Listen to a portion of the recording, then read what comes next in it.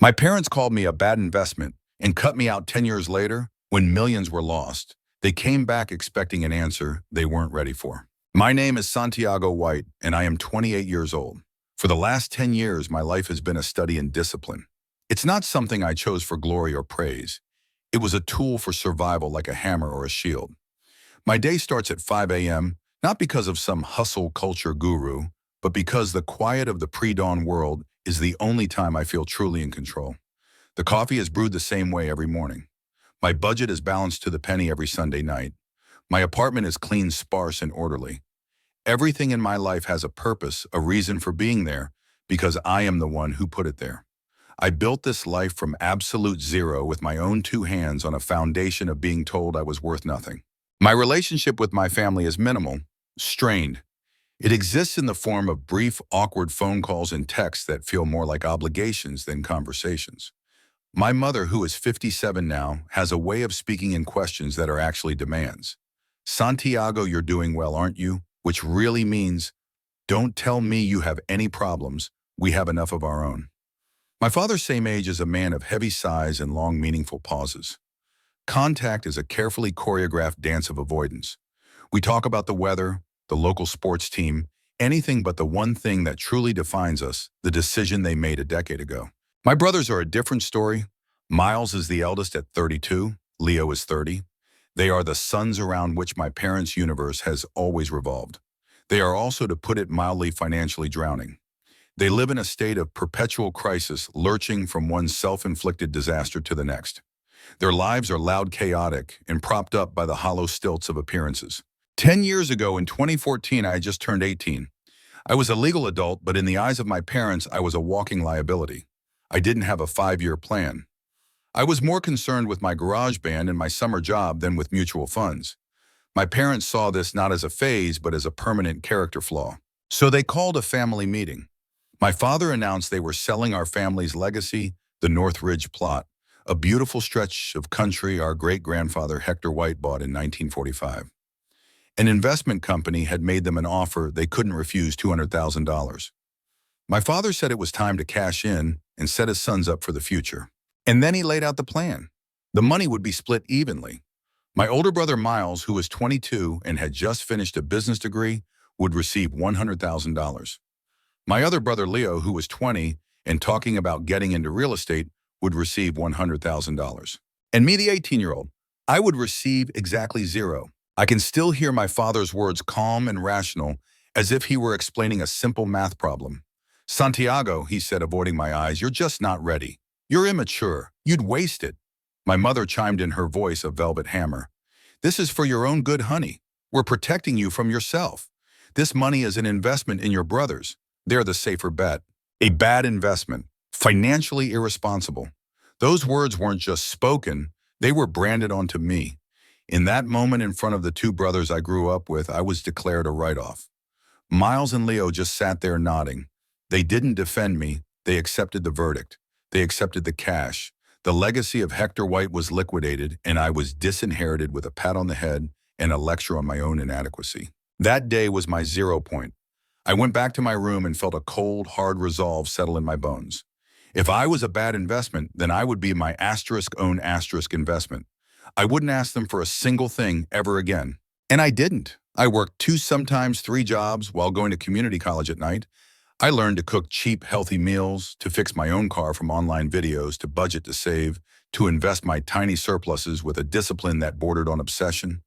Every dollar I earned was a brick in the wall I was building around myself. Over 10 years, I slowly, painstakingly built a life. I have a good job in logistics, a modest but growing investment portfolio, and 0 debt. I don't own a fancy car or a big house. I own something far more valuable: security.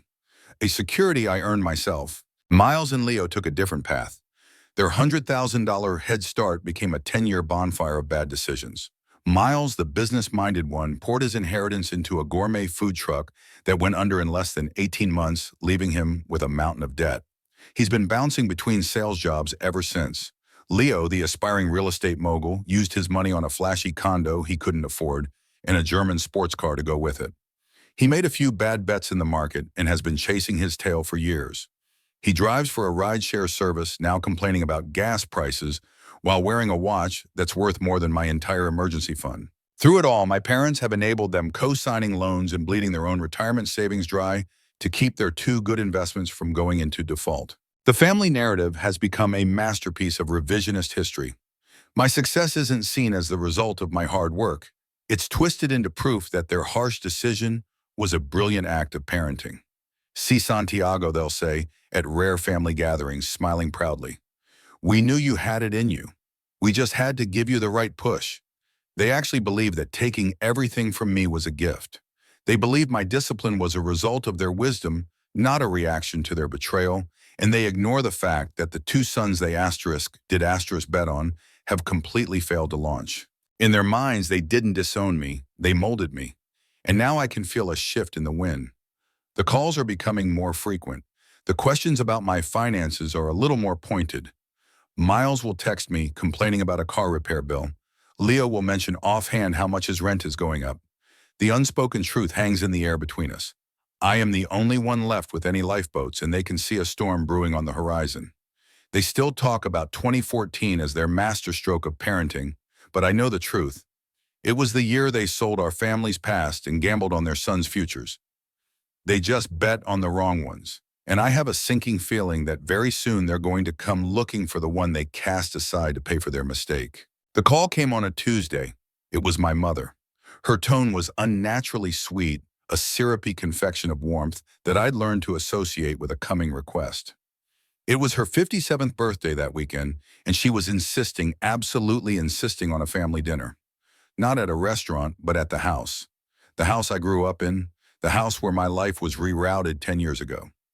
I tried to beg off citing a work project, but she deployed the weapon of last resort maternal guilt. Oh, Santiago, she sighed, her voice cracking just so. It's been so long. It would mean the world to your father and me. Just one night. For me, I knew it was a performance, but it was a good one. Against my better judgment, I agreed. Walking through that front door a few days later felt like stepping into a time capsule. Nothing had changed. The same faded photograph of my brothers and me on the mantelpiece, me with a goofy gap-toothed grin. The same scuff mark on the baseboard in the hall from when Miles pushed me into it when we were kids. The air itself felt heavy with the ghosts of 1,000 unspoken resentments. My brothers were already there. Miles, now 32, was slouched on the sofa, scrolling through his phone with a permanent scowl etched onto his face. He'd put on weight, and his expensive polo shirt was stretched tight across his midsection. He looked tired and angry, like a man who felt the world owed him something it refused to pay. Leo, ever the charmer at 30, was leaning against the kitchen counter, laughing at something my father said. He was dressed meticulously, his hair perfectly styled. He had the look of success, but it was a costume. I knew from the grapevine of distant relatives that he was barely keeping his head above water, juggling credit card debt and a car payment that was more than my mortgage. He greeted me with a big hollow smile and a slap on the back that felt more like a summons than a welcome. The dinner started with a suffocating blanket of small talk. My mother asked about my job, nodding with a vacant expression as I explained logistics software. My father talked about the lawn. Leo told a story about a difficult rideshare passenger that was meant to be funny but just sounded desperate. Miles grunted monosyllabic answers to any question directed his way. We were all playing our parts in a long-running, terrible play. We were pretending to be a family going through the motions of connection, while a massive 10-year-old chasm lay between us. I just focused on my plate, counting the minutes, until I could make a polite exit. Then it happened. My father cleared his throat, setting down his fork with a deliberate clink. He had that look on his face, the one he gets when he's about to deliver what he thinks is a profound piece of wisdom. You know, he began looking at the ceiling as if plucking the thought from the air. I saw a piece in the local business journal the other day about the new tech campus going up out by the old highway. My stomach tightened. I knew exactly where this was going. The tech campus was adjacent to one specific piece of land. My mother picked up the cue seamlessly. Oh, that thing, it's just incredible what that's done to the property values out there. Our old neighbor Carol, her son is in real estate. He was telling me, it's just astronomical. They were circling it, laying the groundwork. I kept my eyes on my mashed potatoes, refusing to give them the engagement they were looking for. Miles, however, took the bait. Yeah, astronomical, he scoffed, pushing a piece of roast beef around his plate.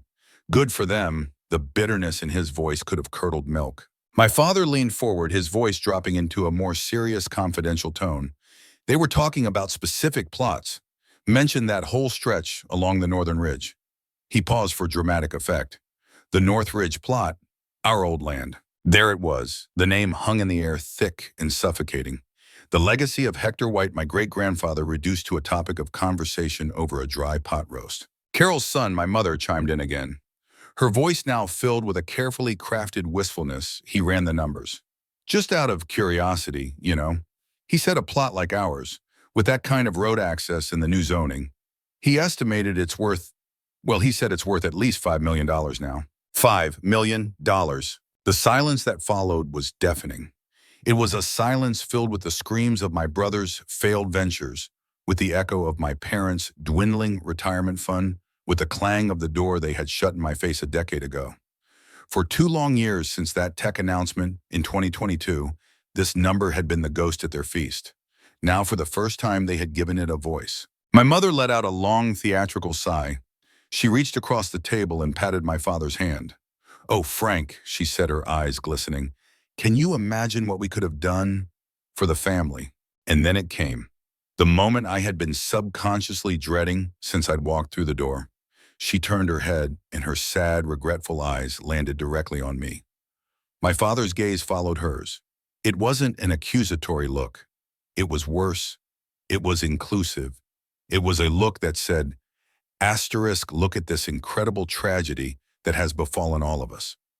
Look at this fortune we all lost together.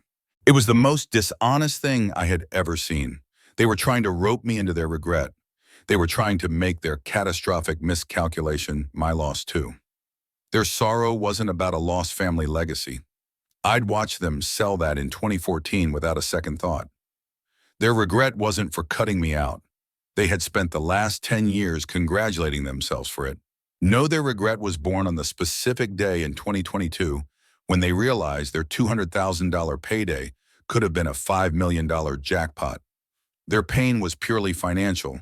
It was the agony of a gambler who cashes out his chips one hand before the royal flush. Miles slammed his fork down on the table, the sharp sound making everyone jump.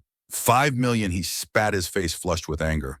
Do you know what I could do with my share of $5 million right now? I wouldn't be driving a 10-year-old car with a transmission that's about to fall out. I wouldn't be stressing about making rent every single month. My food truck, my business would have made it. I would be set for life. He looked from my mother to my father, his eyes pleading. We sold too soon. We sold too soon. It's not fair. He was talking about the $200,000 they got in 2014 like it was pocket change. He wasn't reflecting on the fact that he'd been given a $100,000 debt-free head start on life that most people only dream of, and had managed to turn it into nothing but debt and resentment. In his mind, his failures weren't his fault. They were the fault of a market he couldn't predict. He wasn't mourning the $100,000 he'd wasted. He was mourning the $2.5 million he felt entitled to. Leo, always smoother than his older brother, just shook his head slowly, a sad smile playing on his lips. It's always about timing, isn't it? He said, his voice dripping with false wisdom. Who could have known it's a tough break? For all of us. He glanced at me, a flicker of something calculation maybe in his eyes before he looked away. He was co-signing the narrative. We are all victims here. We are all in this together. I felt a cold rage crystallizing in my chest. It wasn't hot and explosive, but dense and heavy like a block of ice. They were sitting there, the 3 people who had declared me a bad investment and cast me out with nothing, and they were trying to recruit me into their pity party. They were mourning a fantasy lottery ticket while I was living the reality they had forced upon me. The discipline, the sacrifice, the lonely years of grinding away while my brothers burned through their inheritance, none of it mattered. In their new revised history, we were all equal partners in this missed opportunity. I finally looked up from my plate and met my mother's gaze. I didn't say a word. I just held her look, letting the silence stretch. I wanted her to see that I wasn't buying it. Not for a second. Her smile faltered. My father cleared his throat again, suddenly uncomfortable. The trap had been set, but I had refused to step into it. I folded my napkin and placed it on the table. Dinner was lovely, Mom, I said, my voice even and calm. Thank you, but I have an early start tomorrow. I should get going. The protest was immediate. Oh, Santiago, so soon. Don't you want dessert? My mother asked, her voice laced with a fresh layer of panic. The script wasn't finished. I was leaving before my assigned part. I'm fine, thanks. I stood up, pushing my chair in. I nodded to my father. Dad. I glanced at my brothers, Miles, Leo. I walked out of that dining room, the weight of their combined stares on my back. As I put on my jacket in the hall, I could hear their hushed, urgent whispers start up. They were probably dissecting my reaction, recalibrating their strategy. The dinner wasn't the main event. I understood that now. It was the opening salvo. It was the formal presentation of the new family narrative. They had laid out the problem, our collective financial tragedy, and soon, very soon, they would be coming to me with their proposed solution. The one stable, solvent person in the family. The bad investment that had, against all their predictions, somehow turned a profit. The calls started the next morning. Of course they did. I had barely finished my first cup of coffee when my phone lit up with my mother's picture. I let it go to voicemail. A minute later, a text message. Santiago, honey, I'm worried about you. You left so abruptly. Please call me. I stared at the message, the calculated innocence of it. She wasn't worried about me. She was worried her opening move had failed. An hour later, my father tried. His text was more direct. Son, we need to talk about the North Ridge plot. There are things you don't understand. I almost laughed. Oh, I understood perfectly. I understood that for 10 years that land was a non-topic. It was the great unmentionable, the source of the chasm between us. Now suddenly it was a subject for a family symposium. I went about my day, the disciplined, structured day I had built for myself brick by brick. I went to the gym. I put in a full day's work. I paid my bills online. Every step was a quiet testament to the life I had forged, not with a $100,000 head start, but with the grit and fear that comes from having no safety net. All day, my phone was a constant buzzing reminder of their new agenda. A missed call from Miles. A long, rambling voicemail from my mother about the importance of families sticking together, especially during hard times. The phrase hard times echoed in my head. Their hard times. The consequences of their own choices. Miles had blown his $100,000 on a series of failed ventures, each one flashier and more ill-conceived than the last. The food truck was just the final sputtering engine in a long line of wrecks. Leo had been smarter, or so it seemed. He'd invested in a trendy downtown condo at the peak of the market, living a life that looked impressive on social media, but was financed to the absolute hilt. A recent downturn had left him completely underwater. My parents, who had received nothing from the $200,000 sale themselves, had co-signed on his disastrous mortgage. They were all tied to the same sinking ship. The campaign escalated over the next few days. It was a coordinated effort, a full-court press of guilt and revisionist history. My mother would call in the morning, her voice thick with emotion, talking about how they'd always had my best interests at heart. We were just so scared for you, Santiago, she'd say in a voicemail. You were only 18. We didn't want to see you waste such an opportunity. We were protecting it for you. Protecting it. The words were a special kind of poison. They implied stewardship. They implied that the money was always mine, just held in trust by my more responsible older brothers. It was a lie so audacious, it was almost breathtaking. They weren't protecting my share. They were giving it away. My father would call in the afternoon, taking a different tack. He'd talk to me like a business partner.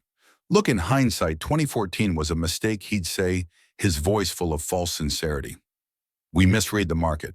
All of us. But what's important now is how we as a family move forward. We need a unified strategy. He was trying to reframe a betrayal as a bad portfolio decision. He was trying to make me a board member in the company of his failure. Miles, of course, had all the subtlety of a sledgehammer. He didn't leave voicemails. He left demands. You need to pick up the phone, man. This is serious. I'm drowning over here, and you're sitting pretty? How is that fair? You think it's easy watching you succeed after I got screwed by that land deal?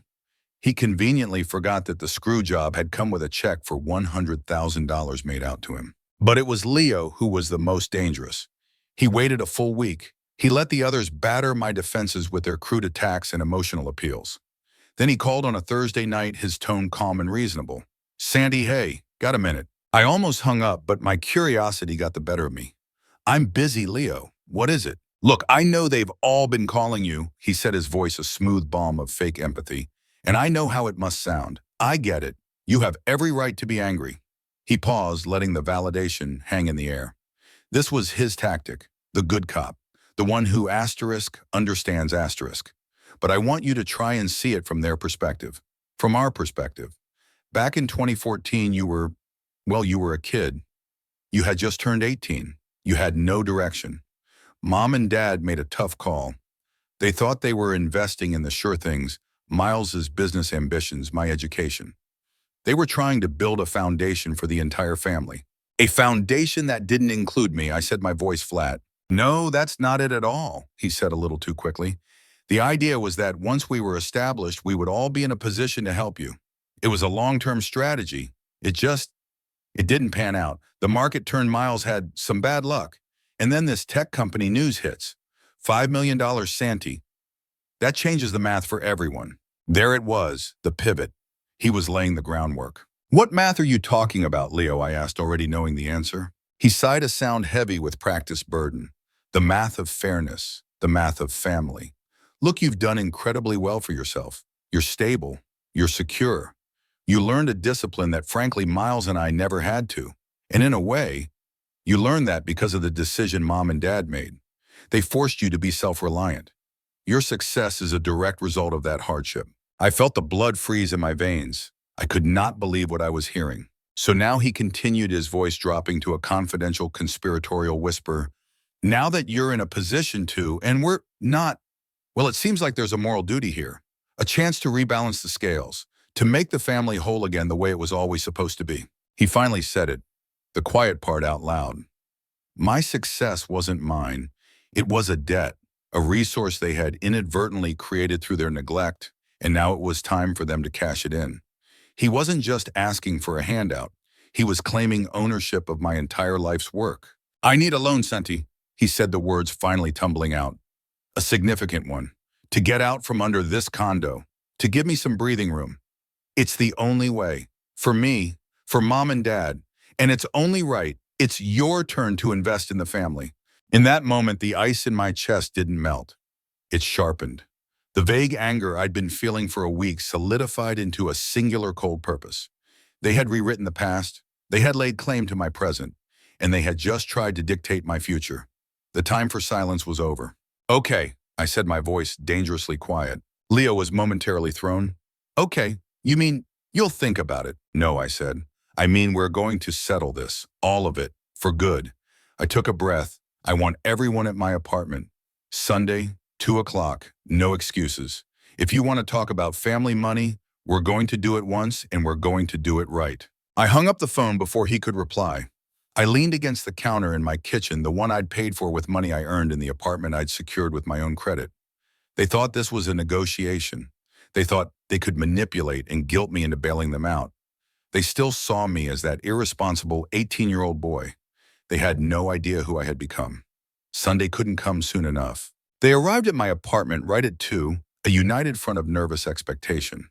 My parents came in first, my mother carrying a pie as a pathetic peace offering. Miles followed, his eyes darting around my place, a mix of envy and resentment on his face. Leo was last, giving me a small, confident nod, as if we were co-conspirators who had successfully arranged this summit. They sat on my couch, a tribunal, ready to hear my terms of surrender. I didn't offer them drinks. I didn't engage in small talk. I remained standing. Thank you for coming. I began, my voice calm and even. It seemed to unnerve them. Leo said you wanted to talk about a loan, about my moral duty to the family. Before we get to that, I think we need to be clear about how we got here. I looked directly at my father. Dad, you said there were things I didn't understand about the sale in 2014. Please enlighten me. My father shifted, clearing his throat. Well, son, like your mother and I have been saying, you were just a boy. We were worried. The money, it could have ruined you. Ruined me, I repeated, nodding slowly. So you gave it to Miles and Leo instead. $100,000 each. You considered them a safer bet. Is that right? It wasn't a bet, Santiago, my mother chimed in, her voice trembling slightly. It was an investment in their future. In our future. Okay, I said. An investment. And what were your exact words to me that day in the kitchen after you told me? Do you remember? They stared at me blankly. The specific words had been washed away by a decade of self-serving justification. But I hadn't forgotten. I hadn't forgotten a single syllable. I remember, I said, my voice dropping. You mom told me I lacked the maturity to handle a bus pass, let alone a small fortune. And you, dad, you looked me right in the eye and said some sons are an investment and some are just a risk we can't afford to take. You told me I was financially irresponsible. You called me a bad investment. A dead silence fell over the room. The color drained from my mother's face. My father looked down at his hands. For 8 years, I continued my voice gaining strength from 2014 until 2022. Did you ever once express regret for that decision? Did you ever once call me up and say, son, we were wrong, we should have included you? No. The only thing you ever said was that you hoped I was learning the value of a dollar. Your regret is brand new. It's not 8 years old, it's 2 years old. It didn't appear when you saw me struggling to build a life. It appeared the second you heard the number $5 million. I turned my gaze to my brothers. Your sense of loss isn't about family. It's about a jackpot you think you missed. You're not mourning my exclusion. You're mourning the fact that you can't cash in your winning lottery ticket a second time. That's not fair, Miles burst out, his face flushed with anger. We didn't know. How could we have known the value would explode? You're right, you couldn't have, I said, locking eyes with him. But you knew you were getting $100,000 while your 18-year-old brother got nothing but a lecture. Your sense of entitlement then is the same as your sense of entitlement now. Nothing has changed. I walked over to my desk and picked up a single piece of paper. It was a copy of the land transfer deed from 2014. This land, the Northridge plot, was bought by our great-grandfather Hector White in 1945. It was supposed to be a legacy. You didn't just sell a piece of dirt, you sold our history. You sold it for $200,000 because you panicked and you got greedy. I finally looked back at my father. I want to hear you say it. No more talk about protecting me. No more talk about long-term strategies. Tell me the real reason you cut me out. He looked up, his eyes glassy. The weight of the lie was too much to bear. We didn't have faith in you, he said, his voice barely a whisper. We saw what Miles and Leo were doing, their plans, and we looked at you and we saw a risk. We thought they were the safer bet. The confession hung in the air, ugly and undeniable. It shattered the carefully constructed fantasy they had spent the last week trying to sell me. The fallout was immediate. My mother started to cry, not tears of remorse, but tears of frustration. After everything we've done for you, she sobbed. How can you be so cruel? Leo, his smooth facade cracking, stood up. So that's it. You drag us all here just to gloat, to rub our noses in it. We get it. You won. Congratulations. Now are you going to help your family or not? Help, I asked, a real incredulous laugh escaping my lips. You're not my family. A family doesn't cast out one of its own because they're a bad investment. A family doesn't rewrite history to cover up its own greed. You are 4 people I happen to be related to by blood. That's it. I walked to my front door and opened it. The meeting is over. The bank is closed. Forever. Miles and Leo stormed out, shouting insults over their shoulders. My mother followed, still crying, refusing to look at me. My father was the last to leave. He paused in the doorway and looked at me, his face a mask of defeat and shame. He opened his mouth to say something, then just shook his head and walked away. I closed the door, and the silence that filled my apartment was the most peaceful sound I had ever heard. The weight of their judgment, their expectations, their resentment, a burden I had carried for 10 long years, was finally gone. I had not just closed a door, I had closed a chapter. In the weeks that followed, I felt a lightness I hadn't realized was possible. The constant low-level hum of family drama that had been the background noise of my entire adult life was gone. I was truly completely on my own, and it wasn't scary. It was liberating. Being a bad investment had been the greatest gift they ever gave me. It forced me to invest in the only person I could truly count on, myself. One evening, I was going through an old box of photos and found one of my great-grandfather, Hector White. He was a young man standing proudly on the Northridge plot, the undeveloped hills rolling behind him. He had a look of hope and determination on his face. For a decade, I had looked at the idea of that land with a sense of loss. But now I saw it differently. He hadn't bought that land so his descendants could cash it out in a panic. He'd bought it as a foundation. My parents and brothers had sold the foundation of dirt and trees. But in doing so, they had forced me to build my own one, made of stronger stuff. One that could never be sold out from under me. I looked at the old black and white photo of Hector, this man I'd never met. but whose legacy had shaped my life in such a strange, roundabout way. I didn't feel anger. I didn't feel sadness. I felt a quiet, profound sense of peace. And then for the first time thinking about it all, I let out a soft, liberating laugh. The books were balanced, the debt was paid, and I was finally free.